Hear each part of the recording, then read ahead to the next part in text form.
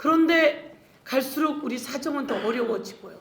더 나아져야 하는데 오늘은 저희가 몇 차례 걸쳐서 토론회를 하면서 바로 직전에는 이 탄핵 와중이었습니다. 탄핵 와중에 우리 김대영 회장님과 우리 각 지역의 그 소상공인회 회장님 그리고 상인회 회장님들 오셔서 마중물이 필요하다라는 말씀하셨고 지역 카페가 필요하다라는 말씀하셨습니다. 그 내용 저희가 잘 정리해서 국회와 또 정부에 의견을 내도록 하겠습니다. 오늘은 좀 더 구체적으로 소상공인 관련한 미해결 현안입니다. 우리가 계속 소상공인 연합회를 통해서 이거 좀 법으로 만들어 주세요. 이렇게 하면 근본적으로 좀 나아질 수 있을 것 같아요. 특히 소상공인들의 전기세 좀 깎아주세요. 뭐 이런 것. 그리고 오늘 나오는 내용 중에 지방세는 낼 때 카드 수수료 우리가 안 내는데 왜 국세, 우리 부가가치세 낼 때는 카드 수수료 우리가 냅니까? 정부가 안 내고. 이런 내용들 좀 토론회 한번 해보자. 그래서 의견 모아지면 확실하게 정부에 이야기해서 법 좀 바꿔보자. 이런 내용을 오늘 이야기하기로 했습니다. 그런 내용을 우리 오세희 의원님이 책임연구위원으로 우리 소상공인 연합회 분들과 집중으로 논의하셔서 오늘 이 자리를 만들게 되었으니 여러분 속에 있는 얘기 좀 해주시고 오늘 조금 저는 여유가 있습니다. 어제 내란 진상조사단 회의를 하고 또 법사위를 늦게까지 하면서 공수처하고 검찰 만났는데 오늘 보니까 모든 일을 공수처로 이관해서 하겠다라고 해서 잘했다. 좀 이렇게 정리가 된 상태인 것 같습니다. 이런 와중에 이제 소상공인들이 이 연말에 좀 잘 살아날 수 있게 저희가 뭔가 하고자 합니다. 오늘 오셔서 속에 있는 얘기도 좀 하시고 법률적으로 또 만들어가는 일을 해주시면 좋겠습니다. 감사합니다. 소상공인 화이팅! 이렇게 열정적인 인사 말씀 감사드립니다. 이어서 연구 책임위원이신 오세희 의원님 인사 말씀 드리겠습니다. 네, 참 요즘 그 안녕하세요란 말을 하기가 뭐하다할 정도로 어려운데 이렇게 오시느라고 많이 고생하셨습니다. 또 반갑습니다. 우리가 이 탄핵 정부 때문에 12월 연말 장사를 가장 성수기잖아요.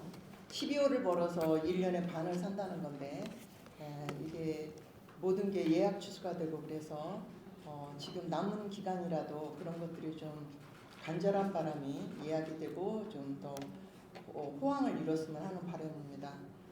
저는 여러분들의 목소리가 어떤 걸 원하는지 누구보다도 잘 알고 있고 제가 또 여러분들이 필요한 것들을 찾아서 어려운 가운데 섬세하게 정말 이걸 제도 개선을 좀 해야 될 부분하고 또 지원 우리 더불어민주당에서는 그 대응도 참 많습니다. 여기 의원님들이 모든 의원님들이 위원회에 다 들어가 계세요.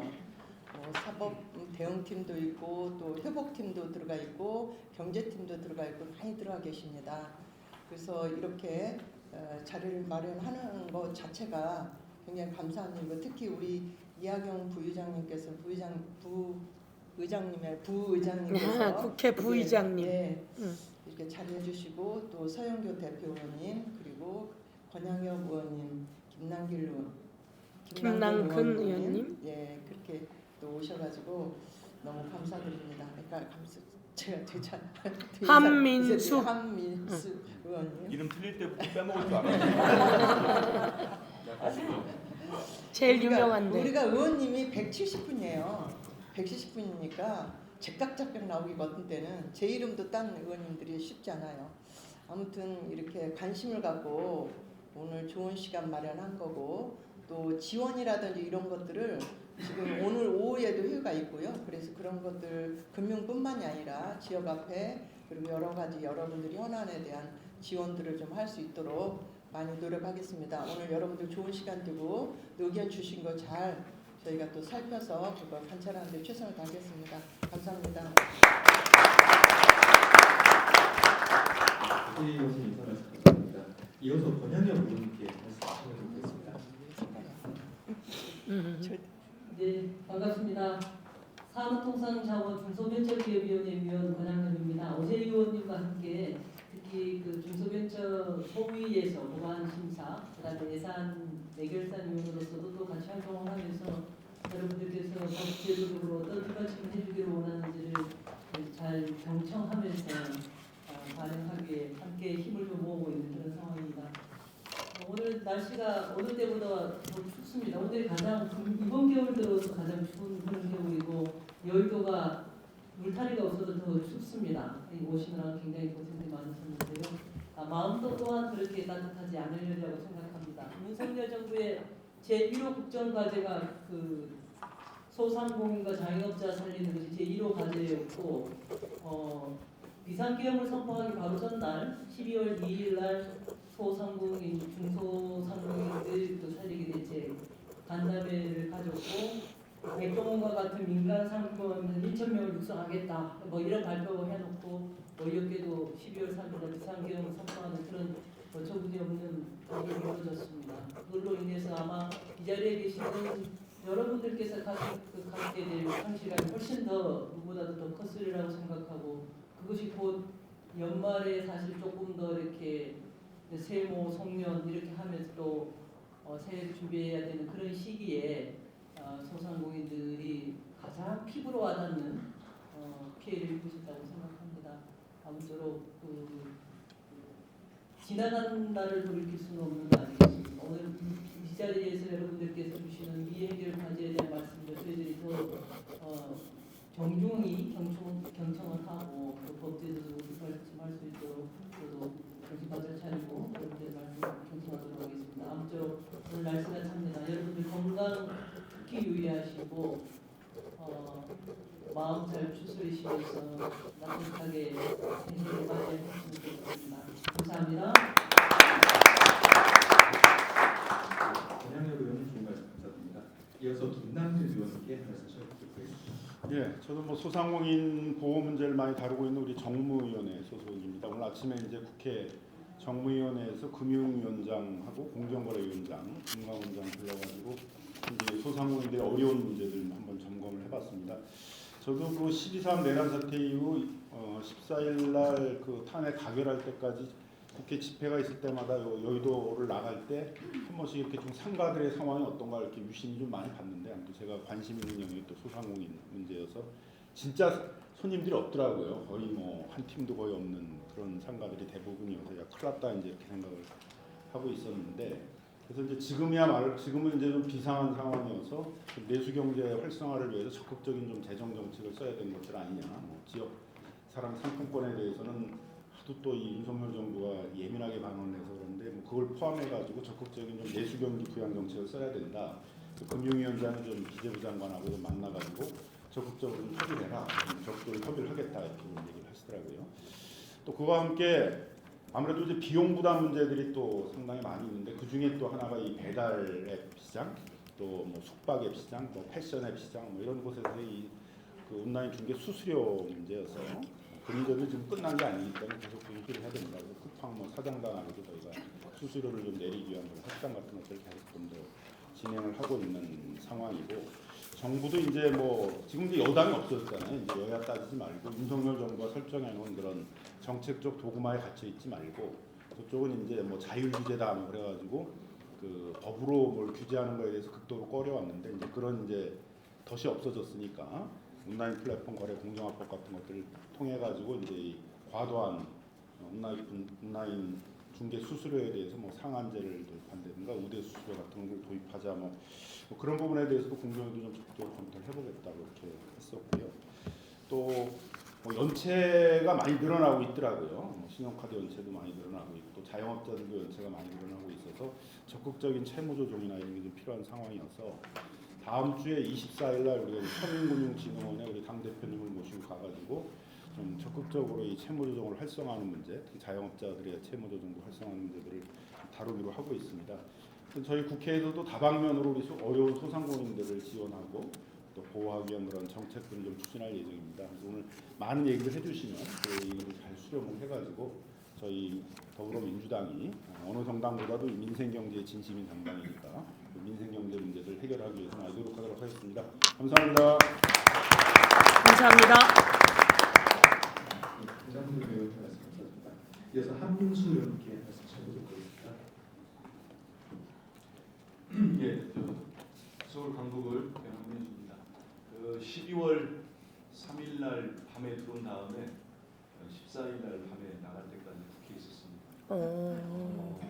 돌아가서 주일 날 교회를 가니까 우리 목사님이 되게 반가워하시더라고요. 하시는 말씀이 아주 큰 게 성도들한테 저를 좀 소개하면서 우리 한민수 의원은 잡혀갔으면 고문을 많이 당했을 거예요. 당 대변인하면서 저쪽에서 봤을 때는 심한 얘기도 많이 했기 때문에 그래서 저 이제 나오면서 인사드리는 목사님이 귀에대고 저도 여기도 갔다 왔어요 그러시더라고요. 그런 마음들이 모여가지고 들어갔습니다. 그 다음 날 제가 제 지역사무소 옆에 작은 이제 가게에 갔더니 그 여자 사장님께서 우시더라고요. 우는 이유가 두 가지일 것 같아요. 저를 오랜만에 보니까 반가운 마음이 있어서 보고 무사하니까 또 하나는 얼마나 힘드시겠습니까? 그 12월 사이가 너무 힘들었던 것 같아요. 저도 많이 되게 울컥했는데 요즘 느끼는 게 일상이라는 게 되게 중요하구나. 아무것도 아닌 것 같은 일상들이 소중했던 것 같습니다. 여기 계신 우리 소상공인 자영업자들 얼마나 힘들겠습니까? 연말 특수도 다 없어지고 오죽하면 국회의장님이 그 탄핵소추안이 엄중한 대통령 탄핵소추안이 가결되는 순간에 연말 회식도 좀 더 하라는 그런 말씀도 했잖아요. 그래서 힘든 시기가 있는 만큼 또 그 시기를 넘기면 저는 찬란한 또 해도 될 거라고 봅니다. 그 노력을 다 하겠습니다. 그리고 우리 소상공인 민생 포럼에 우리 서영교 대표님과 함께 여기서 나오는 좋은 얘기들이 있으면 또 힘을 보태고 조금 더 여기 계신 분들이 나은 생활을 할 수 있도록 희망을 가질 수 있도록 노력해 보겠습니다. 고맙습니다. 한민수 의원님 말씀 감사드립니다. 바쁜 시간에 참석해 주신 의원님께 다시 한번 여러분의 박수 한번 부탁드리겠습니다. 본격적인 세미나에 들어가도록 하겠습니다. 발생은 유필선 수상민연합회 전문위원님께서 골목상권 현장의 어려움과 이해 결정이라는 주제로 발표해 주시겠습니다. 앞쪽에 앉아 계신 분들께서는 전방에 있는 TV를 보시면서 확인해 주시면 좋을 것 같고요. 이제 뒤쪽에 앉아 계신 분들께서는 제가 슬라이드를 저희 스크린에 띄우도록 하겠습니다. 참석해 주시면 좋을 것 같습니다.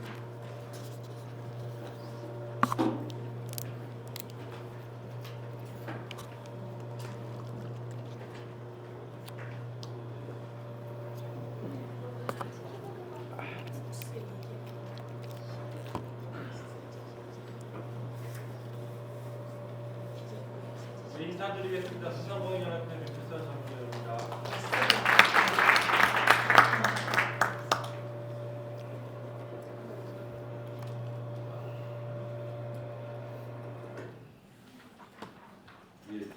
여러 국회의원님들께서 최근 사태에 너무 많은 고민을 하셨고 특히 보니까 기업님 앞에서 바리케이트를 치면서 싸우시던 우리 보좌진들 인터뷰하셨던 보좌진님들이 좀 보이시네요.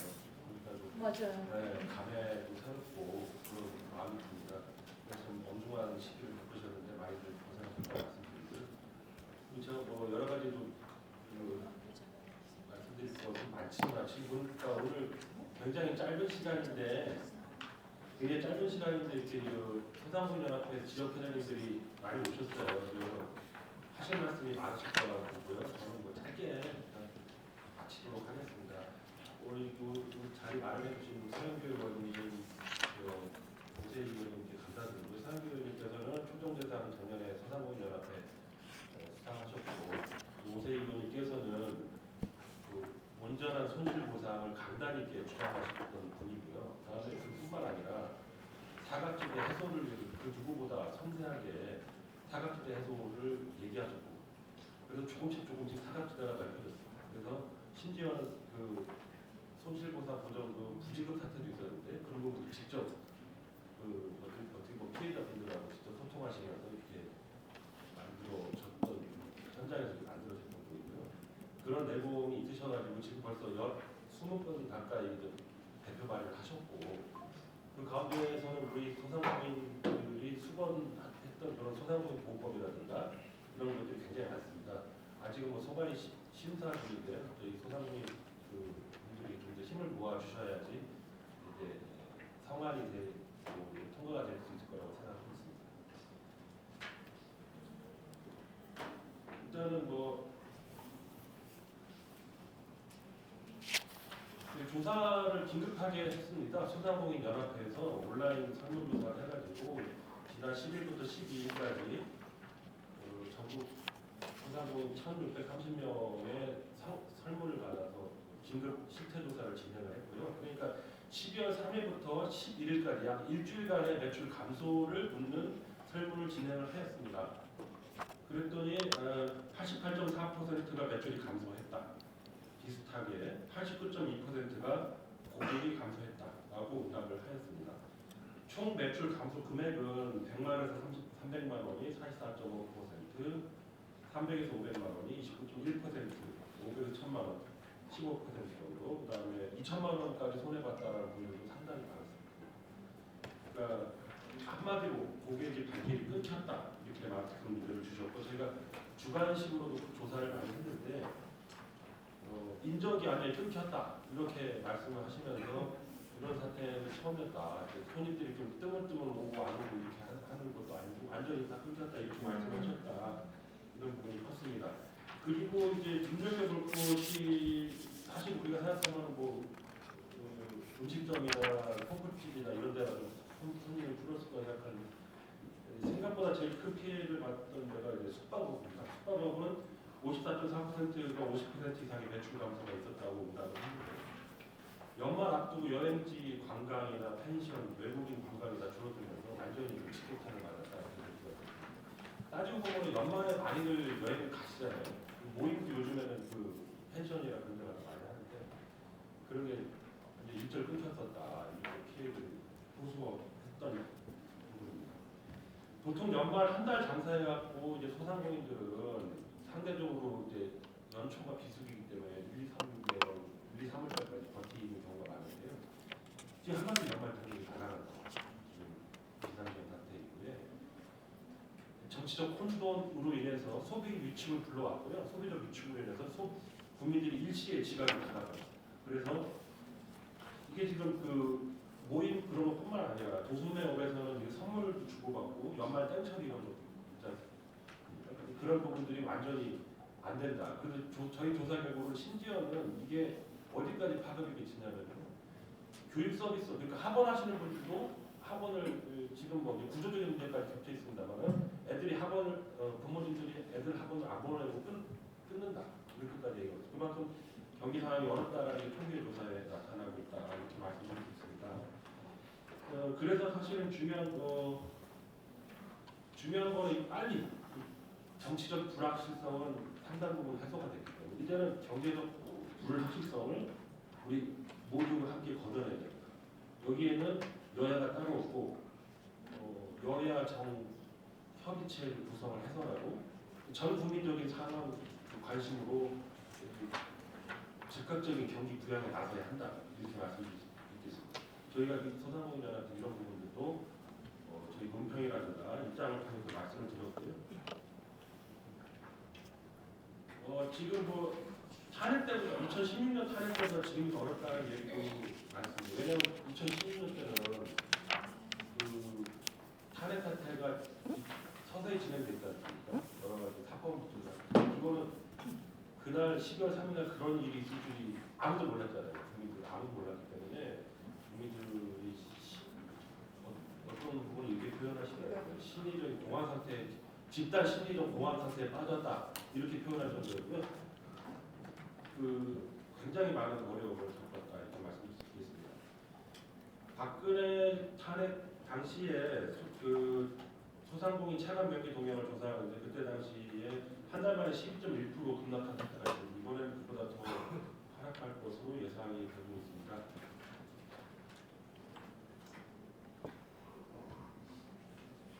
지금 뭐 상황을 말씀드리면 지금 작년 피업자는 98만 명, 전에보다 11만 명 넘게 증가하고 올해는 100만 명 이상 넘어갈 것으로 근데 이제 지금 이거 아직 통계 아직 뭐 올해 진행중이니까 나오진 않고 있는데 원래는 실제로 여기 계신 분들이 말씀드리지만 원래는 폐업자 숫자보다 창업자 숫자가 더 많습니다. 근데 2024년도 경기도 상권진흥원에서 나온 자료를 보면요, 2024년도 전반기라고 보면 오히려 창업자가 폐업자가 많았습니다. 경기도 같은 경우. 그래서 올해 같은 경우는 이번마저도 폐업자가 더 많을 수도 있다. 이런 전망도 나오고 있는 상황입니다. 그만큼 상황이 심각하다는 걸 말씀드리고요. 지금 통계청에서 나온 경기동향조사 보면은 10개월 그 연속 하락이라고 그러거든요. 이것은 지금 95년 이래로 최초라고 합니다. 지금 뭐 사업자 대출 약세도 늘고 있고 아시다시피 코로나 상태 이후에 거의 2배 이상 대출이 증가했고요.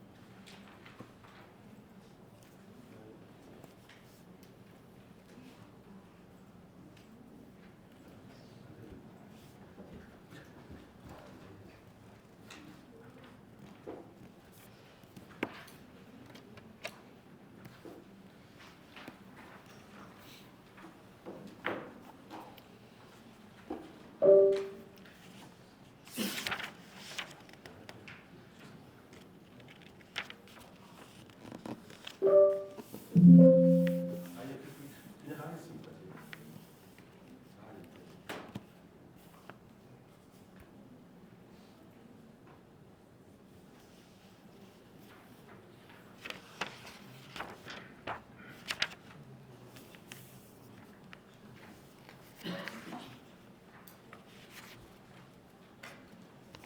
트럼프 2.0 시대를 맞이해서 지금 이렇게 어려운 상황인데 권력의 고백 상태가 발생했는데요. 권력의 고백 상태를 메우기 위해서는 제가 다시 한번 강조드리지만 여기에 여도 야도 없다. 여야정 협의체를 구성하고 거기에 서상훈이한테서 강조했습니다만은 서상훈이 대표를 참여시켜서 여야 정경 협의체를 구성해서 작품의 위기 사항을 함께 돌파해야 된다. 다시 한번 강조드립니다. 트럼프 2.0 시대를 맞이해서 환율이 10월 초에 1,325원이었는데 지금 어제 환율이 1,347원이었습니다. 112원 올랐어요. 112원 올랐으면 수입 물가가 거의 20%가량 올라갈 수 있다는 얘기입니다. 고물가, 고금리, 고환율 선고를 얘기했습니다. 이 고환율이 내년에는 직격탄으로 돌아올 것이다 라는 전망들이 각 경제 연구소에서 나오고 있고요. 이미 대기업들은 내년도 1,500원을 예상해서 지금 경영 계획을 짜고 있다. 이렇게 지금 소문이 들리고 있습니다.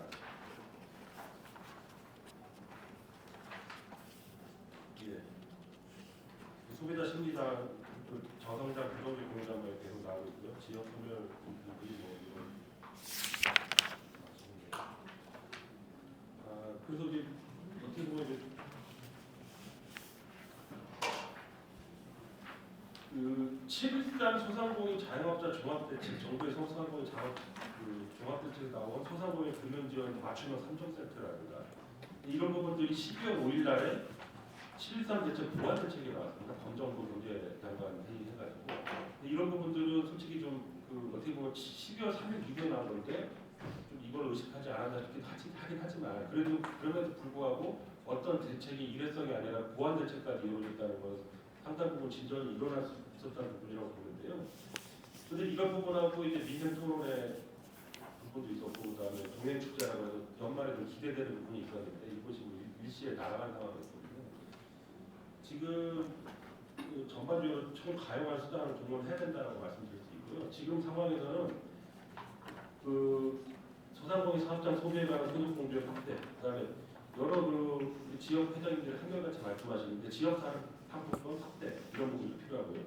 그다음에 각종 공과금 수수료 인하, 그다음에 오늘 말씀드릴 전기 계약금 신설이라든가, 그다음에 심지어 이제 국세 납부, 지방세 납부 유예 이런 것도 생각을 해봐야 될 것 같고요. 일전에 공약으로 잠시 제시됐던 부분도 있는데 한시적으로 세대 인하 부분도 필요하지 않겠는가. 그만큼 상황이 엄중하다. 예를 들어 고환율을 대비해서 생활 필수 품목 한시적 부가세를 인하한다든가 세대 인하까지 지금 총동원해서 우리가 문제를 좀 해결해야 되지 않나 싶습니다. 소상공인 지원 대책 그거는 제가 말씀드렸고요. 4대 산업계획 구제조치법 구성되어 있습니다. 내년도 예산 5조 4천억. 근데 사실은 5조 4천억 갖고 될 수 있을 것 같지 않습니다. 지금 뭐 추경을 편성해서라도 긴급하게 빨리 우리가 대책을 논의해야 된다. 지금 현재 상황은 코로나 사태가 3년 전이지 않습니까? 영업 제한, 영업 정지를 당했어요. 정부가 최초 영업 정지를 당했는데 영업 정지와 영업 제한에 따른 제대로 된 보상을 받지는 못했습니다. 그러다 보니까 대출이 들어가 대출이 2배 이상 증가하고 빚으로 연명하고 살고 있었는데 삼고 현상이 있었고 거기다가 지금 이런 현상까지 있었기 때문에 근데 문제는 이 현상 12월 3일에 벌어진 일들이 심리적인 공황 상태가 회복되기에는 시간이 필요하고 계기가 필요하다라는 얘기를 들을 수밖에 없고요. 세월호 참사라든가 이태원 참사 경우에도 이게 소수로 회복되기에 상당 부분 시간이 걸렸습니다. 이런 부분들은 정치적 불확실성이 해소가 됐다고 일정 부분 해소가 됐다고 하지만은 이제는 이제 어떤 정치 세력을 떠나서 속히 경제적 심리를 안정시키고 경제적인 불확실성을 걷어내는 데 올인할 수 있는 그런 모습을 보이는 정치 세력이 더 이후에 좋은 성과를 낼 수가 있고 그런 걸 다 떠나서는 우리가 모두가 합심해서 지금 연말에는 그런 매수 캠페인이라도 해서 이런 것들을 재설해야 될 것 같고요. 내년에는 조기 집행, 예산 조기 집행뿐만 아니라 추경이라도 반드시 성명해야 된다. 이렇게 말씀드립니다.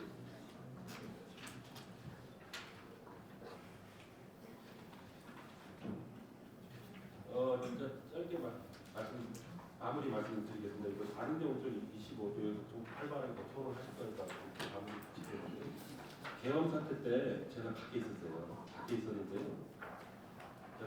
좀 변화가 있었어요. 계엄이 났잖아요. 가게문을 닫은 가게는 한 개도 못 봤습니다. 이분들은요 계엄이나 군대보다 매출 감소가 더 무서운 겁니다. 이분들은 군대가 오더라도 장사를 해야 되는 분들, 그만큼 매출 감소가 무서운 분들입니다. 이분들이 고통을 당하고 있습니다. 사장님, 우리 전국의 사장님들이 다 고통을 당하고 있습니다. 하루빨리 우리가 이 위기를 극복하기 위해서 우리 모두의 지혜를 함께 모아야 됩니다. 예, 마치겠습니다.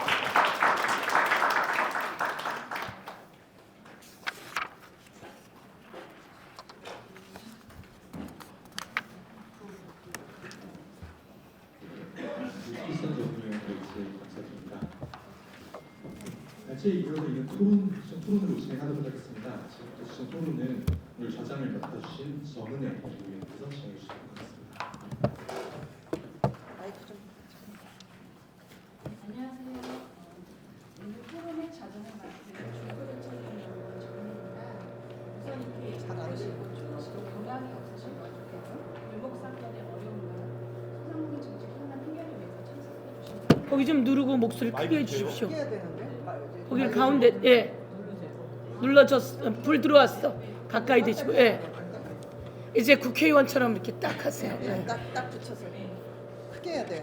오늘 토론회는 현장의 목소리를 좀 많이 기울여서 그동안 진행했던 정책 현안에 대해서 논의하는 자리인데요. 이 토론회를 통해서 조금 더 소상공인들이 직면한 문제를 그리고 또 논의하고 건설적인 해결 방안이 나오도록 하겠습니다. 이를 위해서 먼저 일선 전문위원님께서 골목상권의 어려움과 소상공인 정책의 미해결 현안에 대해서 질문을 하고 또 예산 방안까지 들고 왔더니 제안을 해주셨더라고요. 제안을 해주셨는데 이어지는 토론에서는 각 회장님들이 현장에서 보는 어려움 그리고 거기에서 어떤 어려움들이 아직 해결되지 못했는지에 대해서 토론을 해주실 건데요. 사실 저한테 주어진 시간이 약 30분이긴 한데 저희 유필선 전문위원님이 많이 5분 정도 줄여주시긴 했는데 그래도 좀 시간이 없습니다. 그래서 회장님들께서는 약 5분 정도 토론을 해주시면 감사하고요. 토론 순서는 유덕현 회장님, 이승민 회장님, 그리고 김윤길 회장님 순으로 해주시면 감사하겠습니다. 먼저 유덕현 회장님 토론 부탁드립니다. 네, 반갑습니다. 저는 서울시 소상공인협회 회장을 맡고 있는 유덕현입니다. 먼저 정말 이번 사태로 인해서 우리가 밥 먹다가 체한 것처럼 아주 답답했습니다. 그런데 오늘 이런 자리를 아주 소중한 자리를 준비해 주신 우리 서은교 의원님, 오세 의원님 감사드립니다. 다소 이 시간을 통해서 저희들의 목소리를 또 경청해 주시고 또 우리는 또 마음껏 얘기할 수 있어서 좀 마음이 좀 홀가분해지지 않을까 그런 생각이 듭니다. 오늘 저는 전기료 관련해서 잠깐 짧게 말씀을 드리겠습니다. 사실 이런 자리에서 우리 소상공인들이 어렵다 하는 그 말하는 자체가 저희들한테는 굉장히 좀 부담스럽습니다. 그러시죠. 그래서 좀 이해를 해 주셨으면 감사하겠습니다. 저 역시 소상공인으로서 서울에서 음식점을 경영하고 있습니다. 우리는 그동안 코로나의 긴 터널을 벗어나서 안도의 한숨을 좀 쉬는 것도 곧 잠시였습니다. 그동안 우리는 고물가, 고금리, 고환율의 산중고에 따른 내수 침체 등으로 이렇게 장사가 안 되는 상황에서 연말 회복은커녕 내년 초까지 회복세를 가만히 앉아서 지켜볼 수밖에 없는 그런 현실이 서두에 말씀드린 것처럼 정말 답답한 그런 심정으로 지금 시간을 보내고 있습니다. 여기에 저희 업종을 더욱 힘들게 하는 것은 바로 전기료 문제입니다.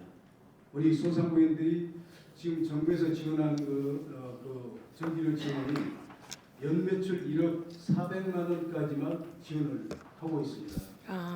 네, 현재 그 외에는 전혀 지원받지 못하고 있습니다. 이 전기료는 최근 2년 반 동안 거의 7차례나 인상이 됐습니다.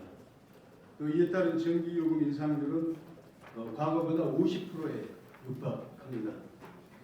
특히 소상공인은 전기요금 계약종별 판매 단가가 가장 비싼 일반 요금 적용에 따른 경제적 부담이 가중되고 있습니다. 도시가스 요금 체계에서 영업용 1, 영업용 2로 세분화되어 있듯이 전기료 요금 체계 개편을 통해 소상공인 부담 완화 방안이 절실하게 요구되는 그런 상황입니다. 특히 또 농사용 전기처럼 특화된 요금 체계가 필요합니다. 한 달에 이것저것 하면 거의 지금 현재 우리 소상공인들이 수익이 겨우 200만 원 정도 남짓한 그런 평균 소득이 그렇게 나오고 있습니다. 전기료와 가스비에 월 30만 원. 저 같은 경우는 겨울에 가스비가 거의 100만 원 가까이 나옵니다. 이게 우리 소상공인들의 현실입니다. 오세희 의원님께서도 그동안 에너지 요금 납부에 대한 어려움을 겪는 소상공인을 지원할 수 있도록 하는 내용의 소상공인 보호 및 지원에 관한 법률 개정안을 대표 발의하셨습니다. 민생 경제를 위해 많은 노력을 해주신 데 대해서 또 우리 소상공인들을 대변해 주신 데 대해서 이 자리를 빌어서 다시 한번 감사의 말씀을 드립니다.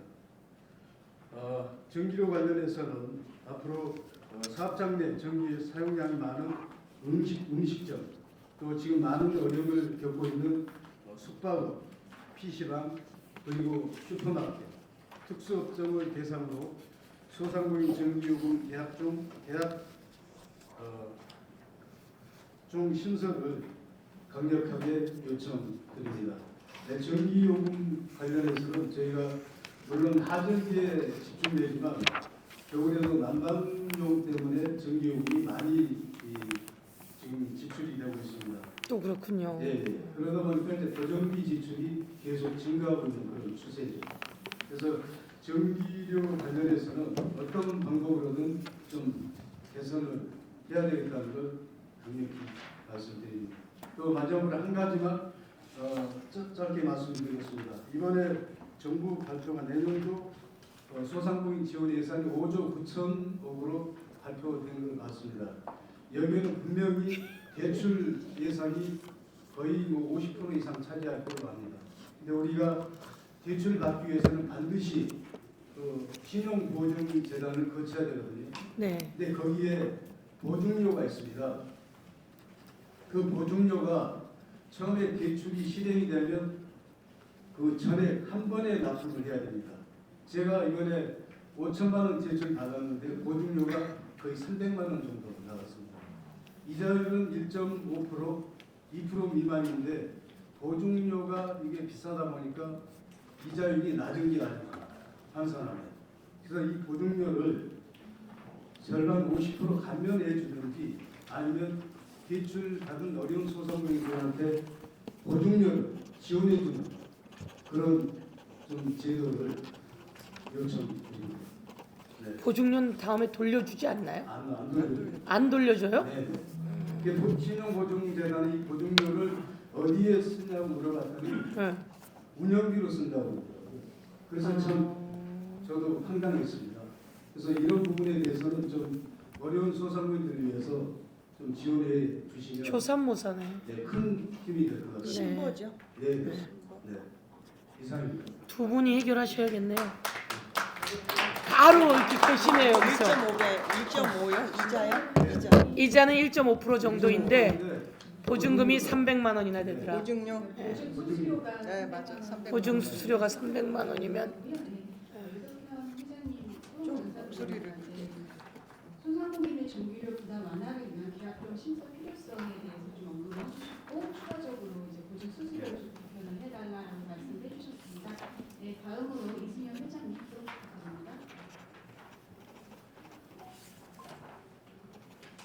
안녕하십니까. 저는 은평구 소상공인연합회 회장 이승현입니다. 소상공인들이 직면한 어려운 문제를 또 경청해 주시고 빠르게 해결해 주시기 위해서 자리를 만들어 주셔서 너무 감사드립니다. 오늘 저는 카드 국세 납부 대행 수수료 인하의 필요성에 대해서 좀 말씀드리고 싶습니다. 저는 서울 은평구에서 미용업에 종사하고 있습니다. 지속되는 경기 불황 여파와 특히 저희 업종은 예약제를 기반으로 한 1인 사업상의 특성상 가용할 수 있는 현금 자산이 좀 턱없이 부족해서 카드로 세금을 납부하기도 합니다. 국세와 지방세 모두 신용카드 납부가 가능하지만 자동차세나 취등록세 같은 지방세 카드 수수료만 면제될 뿐이고 국세는 납부 대행 수수료가 납세자 부담으로 발생하기 때문에 영세 소상공인에게는 큰 부담으로 다가오는 상황입니다. 납세자 입장에서는 똑같은 세금인데도 종합소득세나 부가가치세, 양도소득세 등 국세를 납부할 때는 0.8%의 수수료를 내는 것에 대해서 이게 불합리하다고 생각하고요. 이에 관련해서 국회에서도 형평성 문제에 대해서 여러 번 지적이 된 걸로 알고 있습니다.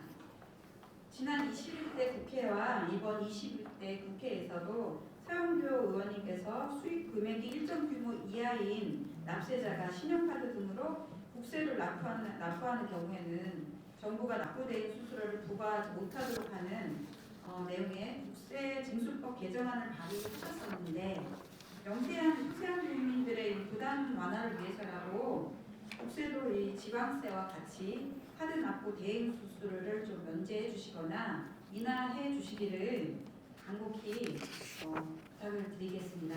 감사합니다.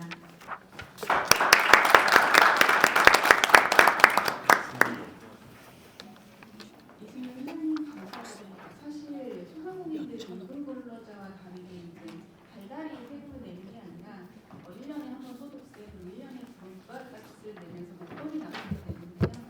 그런 거에 따라서 이제 국세와 지방세 수수료 형평성 문제를 좀 지적해 주셨고 그 부활에 대해서 좀 말씀을 해주셨습니다. 네, 감사합니다. 다음은 김민기 회장님 부탁드립니다.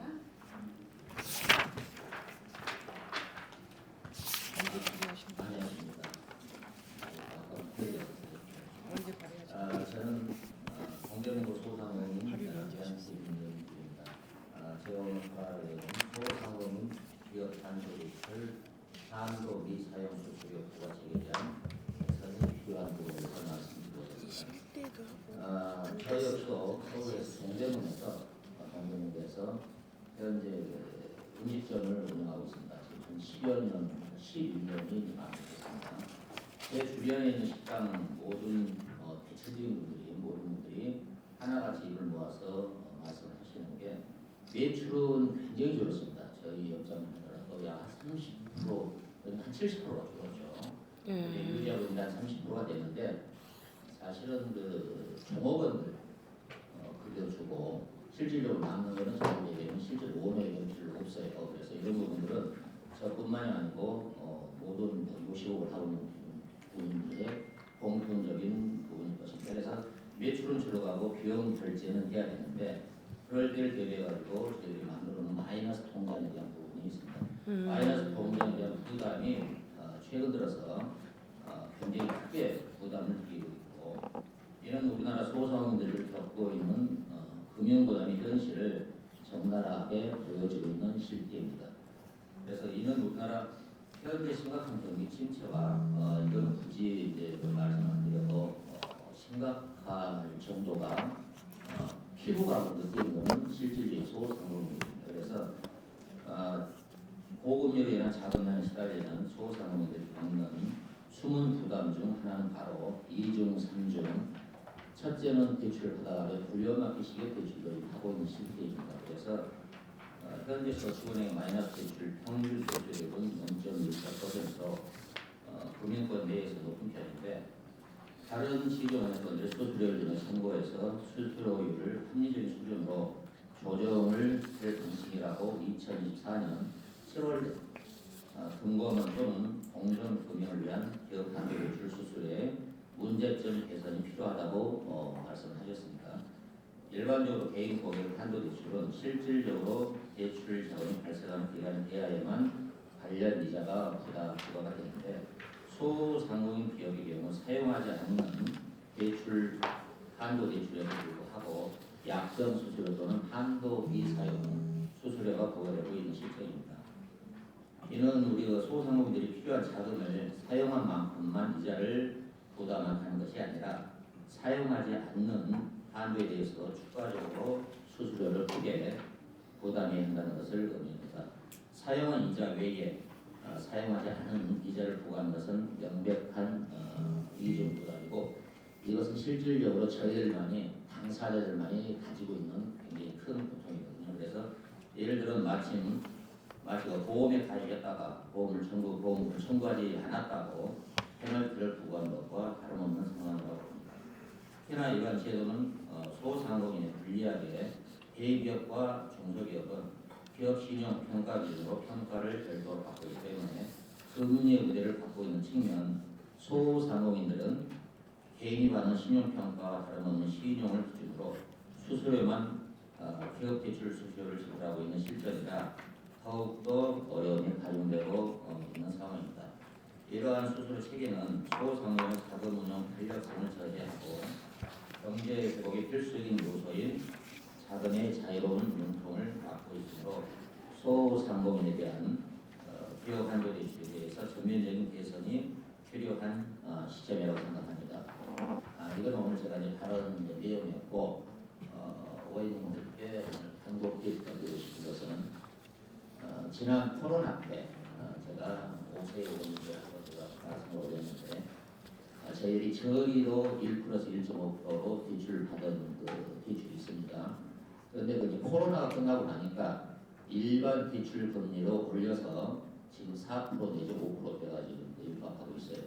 그뿐만이 아니고 지금 현재 그 원금 상환까지 같이 금융권에서 요구를 하고 있습니다. 그래서 현재 저희들 주변에서도 사실 그런 부담을 돌리기 위해 가지고 폐업을 하고 싶어도 기존에 받고 있는 대출 때문에 폐업도 못하는 실정입니다. 그래서 이 부분은 저희들이 희망하건대 처음에 저희라고 약속했던 정부와 금융권을 했던 1% 내지 1.5% 정기 저립해서 원금 상환도 좀 장기적으로 유예를 해주셨으면 저희들이 그나마 요즘에 매출도 없고 굉장히 힘이 듭니다. 그래서 저희들은 사실 힘들다는 얘기보다도 오늘 여기서 나온 이 안건들이 좀 채택이 돼서 요즘은 좀 좋아졌어. 장사는 안 되더라도 부담이 적어. 그러한 얘기들을 저희들 소상공인들이 입을 모아서 함께 했으면 하는 바람입니다. 한번 부탁드리겠습니다. 감사합니다. 감사합니다. 김윤기 회장님. 김윤기 회장님께서는 한도 미사용 수수료에 대한 불합리성을 지적을 해주셨습니다. 저도 오늘 이 토론문을 읽고 나서 처음 파악을 했는데요. 굉장히 부당하기도 하고 그 이면에 보면 주도계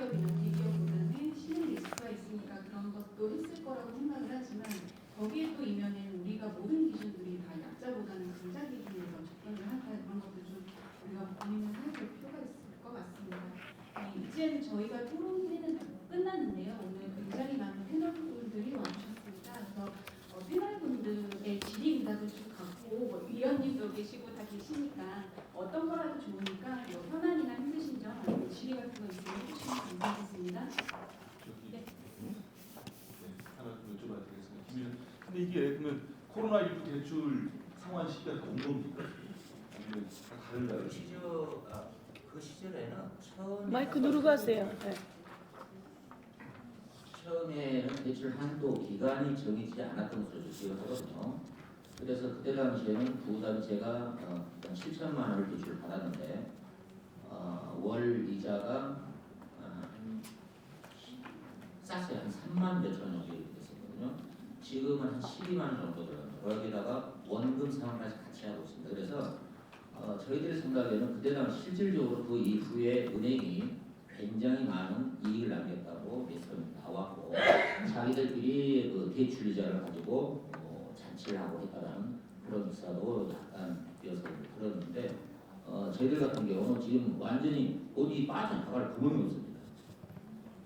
그래서 이 부분은 제가 보기에는 정부에서 금융권하고 협의를 해서 충분히 어떤 그 조건이라든가 이게 저희들에게 소상공인들에게 대출을 해준 것 아니라도 충분한 제가 봤을 때 이만큼 이자 수익이 별로 나타나는 걸 알고 있는데 소상공인들에게만큼 이 부분만큼 처음에 저희들이 대출을 받을 때처럼 그리고 지금 유예를 하더라도 상환 기간을 좀 유예를 해서 좀 늘려줬으면 좋겠다는 얘기죠. 부담 좀 적게. 그리고 또 하나가 저도 잘 몰랐었는데 소상공인 경우는 아니 어떻게 이렇게 되죠? 사용하지 않은 거에 대해서도 수수료를 그러더라니까. 약정. 이건 왜 언제 약정을 했기 때문에. 그 이유가 뭐가 좀 있지 않았어요?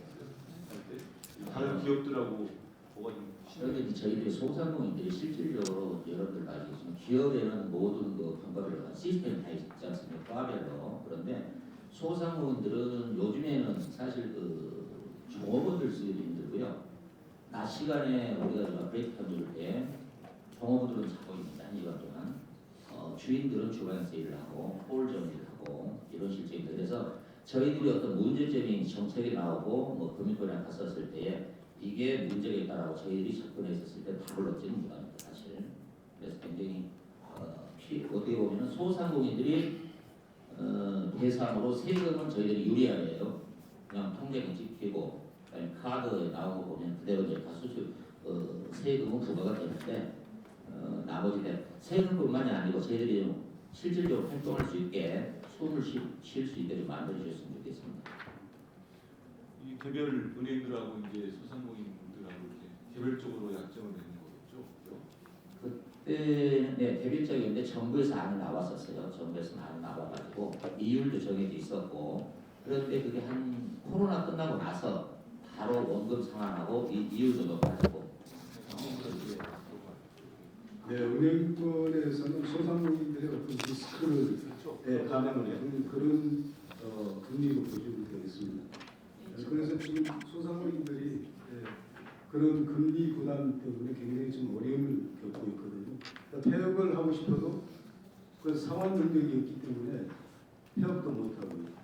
제가 질문 하나 드리면 마이너스 통장 이거 쓰시는 분 있으세요? 손 한번 들어봐 주시겠어요? 예, 한번 들어봐 주세요. 예, 한번 들어보세요. 한 번, 두 번, 세 번. 저도 써요. 예. 제가 오늘 오면서 두 가게가 잘 되는 분을 만났어요. 그러니까 지역에 한 분은 주민자치회 회장, 그러니까 유명한 집이에요. 손님이 되게 많아요. 또 한 분은 효사랑 봉사회장, 한 분은 빛나는 바다 천국하는 망우쌈밥. 그러니까 지역에 돈 되는 돈은 그분들이 많이 돼요. 돈도 되고 행사를 하는 거죠. 오늘 한 100명 정도의 어른들 식사를 제공하고 제가 이제 그 다음에 만나고 왔는데 둘 다 마이너스 통장을 쓰더라고요. 이 마이너스 통장을 써서 저는 내가 돈이 많은 부자라서 장사가 잘 돼요. 말씀처럼. 장사가 잘 돼서 돈이 많은 부자이고 그래서 여유 있게 이 좋은 일을 한다고 생각을 했어요. 그런데 말씀처럼 잘 되는지 안 되는지 그거야 뭐 속사정인데 그렇지 않은 거죠. 겉으로는 빚 좋은 살구인데 돈도 줘야 되고 월급도 줘야 되고 값도 지불해야 되니까 마이너스 통장을 딱 만드는 거예요. 만들어서 이 중에 뭐 1,000만 원을 빌렸다. 그럼 이 중에 700만 원을 쓰고 300만 원을 안 썼다. 그럼 300만 원에 대한 이자를 내야 된다고 얘기하더라고요. 제가 이게 그 문제인 거죠. 그래서 두 분은 장사가 잘 돼서 안 쓰는 분 아니에요? 그랬더니 웬만한 사람 다 쓴다며. 그러니까 이제 음식업 하는 사람들은 많이 써야 되는 모양이더라고요. 그래서 제가 이 말씀을 듣고 꼭 이 부분을 한국은행이든 어디든 짚어봐야 되겠다 생각을 했는데 어쨌든 오늘 그 말씀을 해주신 거라서 우리가 머리를 맞대고 법으로 할 수 있습니다. 관심을 가진 한민수 의원이 저랑 같이 제가 보니까 앞에 있는 전기세나 이런 거는 우리 산자 위에 오세 의원님하고 권양엽 의원님이 딱 이렇게 있습니다. 오늘 이렇게 하고 또 한민수 의원이 저하고 같이 그리고 우리 이화경 부의장님은 그 산업위 위원장님까지 하셨어요. 그래서 여러 가지 부분을 다 해결하실 수 있는 그래서 저희 소상공인 포럼이신데 그 부분은 좀 더 얘기하실 게 있으면 해주시면서 저희가 한번 심도 깊게 하고 저는 회장이니까 위원님께서 좀 해주시면 어떨까 이렇게 생각하는데 박수로 한번 쳐보세요.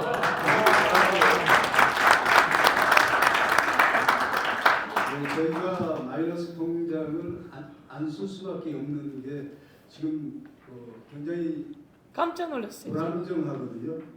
어떻게 보시면 그 마이너스 통장은 우리 소상공인들한테 비상금으로 생각하시면 됩니다.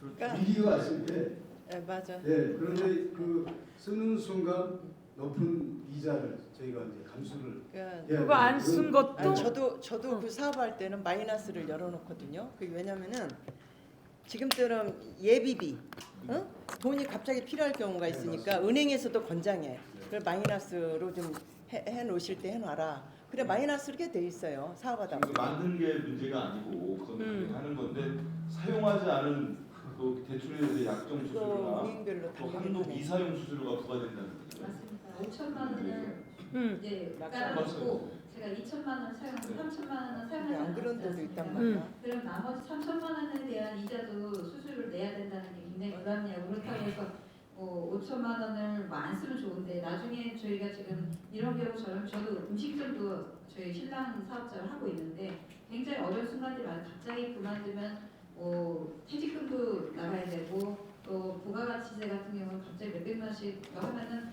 매달 그걸 준비를 해놔야 하겠지만 저희가 또 그렇게 할 수 없는 상황이니까 하여튼 그거 제가 한번 살펴보겠습니다. 그러면 지금 의원님들 얘기를 들어보고 혹시 의원님들 오늘 저희가 약속한 시간이 3시까지인데 혹시 그래도 조금만 그러니까 짧게. 그러면 두분 손드셨는데 짧게 좀 부탁드리겠습니다. 예, 제가 실천령 기는 의원님들을 만나면 꼭 하고 싶은 얘기가 있어서 발언권 신청을 했습니다. 작년에도 이런 자리가 있었습니다. 재작년에도 있었습니다. 그 전에도 코로나 전에 항상 있었습니다. 갈등의 불은 꺼야죠. 당연히 꺼야 합니다. 얘기 나왔는데 1년 후에는 다를까요? 2년 후에는 다를까요? 5년 후에는 어떨까요? 좀 장기적인 부분을 봐주세요. 소상공인 전문가 집단에게 여쭤보면 우리나라 소상공인들에게 가장 필요한 것이 무엇이냐? 전문가 교육입니다. 국가에서 많이 실시하고 있습니다. 대부분 디지털 전환에 초점을 맞춰져 있고 지역에서도 캠퍼스마다 창업지원센터 이런 것들이 있습니다. 아무 소용 없습니다. 저는 이제 노원구에서 교육사업을 하고 있습니다. 인덕대에서 디지털 전환에서 하도 안 되니까 옆에 방송학과 학생들을 붙여가지고 디지털 전환 교육을 해서 그때는 라이브 커머스까지 했습니다. 끝나고 나니까 끝입니다. 우리는 다음 세대를 보고 지속 가능성을 생각해 주십시오. 소상공인 정책의 가장 근본적인 게 바뀌어야 합니다. 교육제도가 바뀌어야 합니다. 제대로 된 교육시설이 없습니다. 지금처럼 힘 있고 끈 있고 인맥 있는 사람들이 따가지고 자기 주머니에 넣는 이런 시스템 국비로 대한민국 경쟁력을 갉아먹고 있습니다. 제가 지원드리는 건 두 가지입니다. 첫 번째, 체계적인 교육 시스템, 로컬 전문화 만드는 겁니다. 독일의 사례 가장 대표적이죠. 소상공인들의 천국이라고 있다고 합니다. 이들은 아무나 소상공인 못합니다. 우리처럼 회사에서 퇴직하고 할 일 없으면 치킨집으로 마감하는 그런 구조가 아닙니다. 일단 공부에서부터 자기 분야 철저하게 공부하고 최소한 그 분야의 장인에게 5년 이상의 트레이닝을 받은 이들에게 소상공인으로서 창업할 권리를 줍니다. 그리고 상권도 보장해주고 정부의 무한한 지원이 있습니다. 세금 지원부터 시작해가지고 미국도 마찬가지입니다. 우리는 어떤 것이 있나요?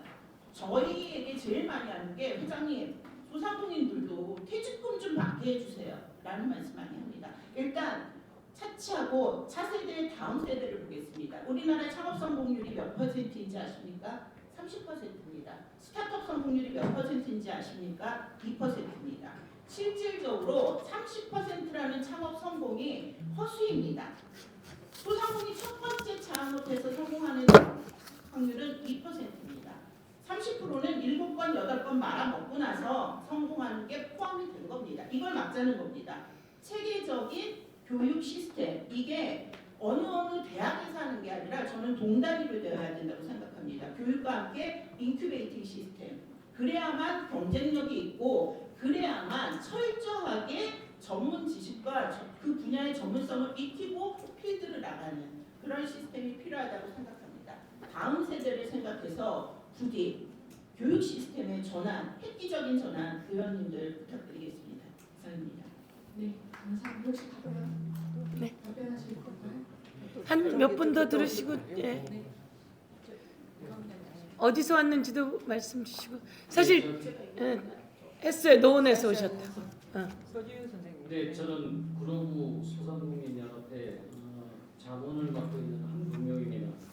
아까 그 마이너스 통장에 대해서 말씀하셨는데요. 후보님께서 메모하시는 걸 보았고요. 제가 직접 겪었는데 저는 10원도 안 씁니다. 안 쓰는데 카드 수수료가 중요한 게 아니고 말 그대로 마이너스 통장은 가게 운영하다 비상시에 쓰려고 만들어 놓은 거 아닙니까? 그래서 저도 그게 이제 카드 수수료가 중요한 게 아니고 기간이 종료가 만기가 되면 재연장 계약을 해야 됩니다. 근데 저는 10원도 안 썼더니 재연장 계약을 안 해주려고 합니다. 써야지 해준다면서. 네, 그러니까 수수료가 문제가 아니라 재연장 계약을 안 해주려고 해요. 그래서 평가 하나도 10원도 안 썼기 때문에 평가 점수가 없답니다. 제로랍니다. 이게 문제예요. 안 쓴 사람이 평가를 더 주고 더 안정적인데 위험 리스크가 없음에도 불구하고 재연장을 안 해주니까요. 우리 위원님께서 이 카드 수수료에만 연연하지 마시고 만기 종료 시 재연장에서 저평가 받는 게 없도록 재연장 할 수 있도록 좀 해주시면 고맙겠고요. 또 하나가 뭐 전기로 이건 세세한 거 다 들었고 우리 골목 상권이라 하면은 자가 건물을 가지고 운영하는 사장님보다 이게 세입자가 많습니다. 그러면 이제 그 계약 기간은 정부에서 정책적으로 연장을 길게 해주어서 시설 투자하고 빼먹을 수 있는 기간이 안정적으로 그건 참 고맙게 생각하고요. 그에 뒤따르는 게 또 보수적인 게 뭐가 있냐면 권리금이라는 제도가 있습니다. 권리금 제도라는 것이 있는데 우리가 가기가 위험하면은 내놔야 되는데 그 들어갈 때는 이 권리금이라는 게 주어지고 들어가게 돼 있습니다. 그러면 이 권리금 제도를 나는 권리금을 얼마 주고 들어갔는데 내가 가게를 폐업할 때 건물주도 나는 모른다. 들어오는 사람은 안 주겠다. 그 권리금 주고 온 사람은 이게 공중에 뜨는 돈이에요. 그래서 이 의원님들께서 이게 제 법을 만드실 때 권리금은 원천적으로 불법이다 명시해 주시고 이 권리금 제도라는 것을 법적으로 제도화시켜 주시면은 소상공인들이 도움이 될 것 같습니다. 그래서 또 반대로 시설 보증금이라는 거는 이제 뭐 식당을 했는데 그 식당에 인테리어 했다, 식당에 맞게끔 식당업이 동종업계가 들어올 때는 권리금이 인정되지만 그 업종에 무관한 사람이 들어올 때는 이 권리금이 문제가 됩니다. 그래서 이걸 보다 좀 심도 있게 좀 고민해 주시고 제도적으로 좀 접근해 주셨으면 감사하겠습니다. 이상입니다. 네, 감사합니다. 아까 질문하셨던 한 분 더. 네, 말씀. 용인에서 식당을 운영하는 김재학입니다. 좀 중요한 자리 같아서 좀 한 가지만 부탁드리려고 마이크를 잡았는데, 처음 소두에서 이제 그 말씀하셨던 배달 주문 플랫폼에 대한 문제, 그 오세희 의원님께서 이제 기사를 쓰셨던 것도 저는 그때 당시 다 이제 봤었거든요. 지금 경기도나 서울에서 이제 공공 배달 앱이 한 3개 정도 있다라고 알고 있습니다. 그래서 그 한 1년에 뭐 예산으로 한 2천억 정도가 이렇게 나온다고 하는데, 그 예산 나오는 금액을 지역 화폐를 사용하는 공공 배달 앱을 쓰는 고객들한테 10% 적립금만 넣어주면, 그러면 이제 고객들이 또다시 적립금을 또다시 쓸 수 있는 플랫폼은 그러면 또 여기 공공 배달 앱에 또 포인트가 있기 때문에 또 다시 사용을 하고, 또 마지막으로 써야지 하고 또 한 번 더 들어오고, 그리고 그 포인트들을 또 이제 이동을 가능하게끔 만들어서 단체가 이제 여러 사람들이 모였을 때도 그럼 이거 좀 모아서 이렇게 사자. 그리고 또 어떤 단체에서도 또 이렇게 또 모아서 뭐 동호회 이런 데서도 또 활용할 수 있고, 가족끼리도 포인트 조금씩 이제 합쳐가지고 또 구매를 할 수 있는 그런 식으로 하면 이제 공공 배달 앱이 좀 많이 성장할 수 있지 않을까, 그렇게 좀 생각해 봅니다. 지금 자영업자들 너무 힘든 거는 부모님들께서 너무 충분하실 거라 생각해서 그것만 좀 그게 좀 검토 부탁드립니다. 감사합니다. 마지막 한 분만 더 하고 예 그리고 정리를 한번. 예. 안녕하십니까. 용인시 처인구 소상공인연합회에서 일하고 있는 김봉기라고 합니다. 오늘 말씀 잘 들었고요. 근데 좀 더 현실적인 부분을 좀 말씀을 드리고 싶어서 마이크 잡았습니다. 일단은 배달비 관련해 가지고 배달 한번 하면 치킨집에서 1,000원 남아요. 그것도 검토해 주시고요. 그리고 이제 외국인 근로자 먹기 비자 문제, 그리고 저희 식당에서 제일 현실적으로 겪고 있는 노쇼, 예약하고 안 오시는 문제들, 그리고 배달의 민족, 쿠팡 등 이제 악성 리뷰, 이 악성 리뷰 안 하면 저희 외식업들이 맛이 갑니다. 다 죽어나가고 있습니다. 그리고 전기세 부분도 말씀하셨는데, 전기세하고 도시가스가 카드 결제가 안 됩니다.